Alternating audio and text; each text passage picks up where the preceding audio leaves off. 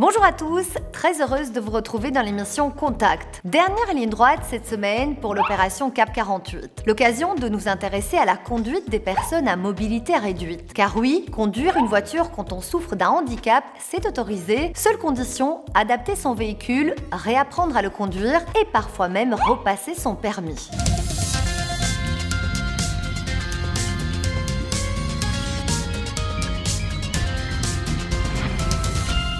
Emmanuel a perdu l'usage de ses jambes il y a 14 ans.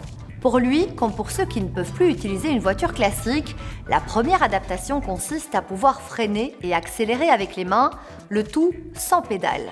Emmanuel, comment ta voiture a été adaptée? Raconte-nous. En premier lieu, c'est les adaptations qui sont fixées sur les pédales pour pouvoir utiliser mes mains, évidemment.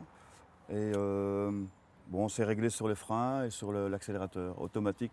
Une automatique, évidemment, pour avoir plus facile. C'était très important pour toi de transformer ta voiture? Oui, pour moi, c'était très important au niveau de l'indépendance pour pouvoir aller faire les courses et amener mon fils à l'école. Très important, oui. Concevoir, imaginer et transformer une voiture pour la rendre accessible aux personnes à mobilité réduite, c'est le rôle de certains garages spécialisés. Eric, vous êtes garagiste, votre mission c'est d'adapter des voitures pour des personnes à mobilité réduite. Ici, on a une voiture qui est fortement adaptée. Expliquez-nous, ici, toutes les commandes sont au volant, c'est bien ça? Absolument. Le véhicule ici permet l'accès au poste de conduite en fauteuil roulant. Il a été réalisé entièrement sur mesure. On peut le piloter via un petit joystick avec lequel on peut accélérer, freiner ainsi qu'actionner la direction. Toutes les commandes auxiliaires au volant ont été déportées sur une poignée, clignoteur, phare, essuie-glace, klaxon. Est-ce que ça prend du temps d'adapter une voiture comme ça?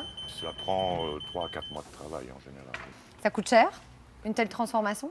Oui, ça représente une main-d'œuvre importante et du matériel de haute technologie. C'est une adaptation ici qui avoisine les 60 000 euros, hors prix du véhicule bien sûr. Après les transformations, il faut donc réapprendre à conduire son véhicule réaménagé. Quelques heures de cours dans une auto-école spécialisée sont parfois indispensables pour ensuite pouvoir repasser son permis de conduire. En Wallonie, le département d'aptitude à la conduite, le DAC, détermine la capacité de ces personnes handicapées à conduire. Virginie, concrètement, c'est quoi le DAC? Alors, département d'aptitude à la conduite de la OSR qui s'adresse à toute personne qui a subi un accident de la vie ou une maladie ou aux personnes âgées qui viennent pour évaluer leur aptitude à la conduite. Alors ici, on ne passe pas le permis de conduire. En revanche, on passe d'autres tests. À quoi ils servent? Eh bien donc, ce sont des mises en situation réelles pour voir si effectivement les problématiques fonctionnelles s'impactent sur la conduite d'un véhicule motorisé. Donc parfois on prend la décision d'une inaptitude, mais la plupart du temps, les personnes repartent avec une aptitude, moyennant éventuellement des adaptations ou des restrictions du mode de conduite, afin de garder l'autonomie un maximum de temps. Un parcours long, coûteux mais nécessaire. Il améliore clairement le quotidien des personnes handicapées. C'est également la volonté du Code de la route avec, par exemple, les places réservées aux personnes handicapées. Elles sont beaucoup plus larges pour déployer un fauteuil roulant. Démonstration.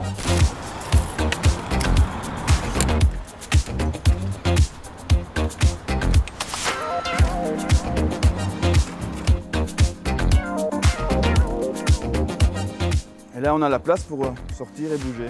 Il est donc primordial de respecter ces places. Sinon, vous risquez une amende de 116 €. Autre conseil, évitez de vous garer sur les trottoirs et sur les passages pour piétons. Vous empêchez les personnes en chaise roulante de passer. C'est pas évident les trottoirs parce que beaucoup de gens laissent un peu leur vélo au milieu ou par exemple comme la voiture là, on est obligé de descendre du trottoir et se mettre sur la route, se mettre en danger et pour pouvoir faire le tour du véhicule et se remettre sur le trottoir qui n'est pas accessible vu que la bordure. Donc voilà, c'est très embêtant. Et la leçon, c'est de ne pas encombrer les trottoirs. Oui, laisser la place aux gens qui ne savent pas, qui n'ont pas beaucoup de mobilité, quoi. Conduire avec un handicap est autorisé. Pour cela, il faut adapter son véhicule, réapprendre à le conduire et parfois repasser son permis. À quelques jours de la soirée de clôture de CAP 48, toutes les équipes de la RTBF se mobilisent et là encore, on compte sur votre générosité. Merci d'accueillir chaleureusement les nombreux bénévoles que vous verrez tout au long de cette semaine. Et pourquoi pas acheter ces post-it. À la semaine prochaine et d'ici là, merci pour votre générosité.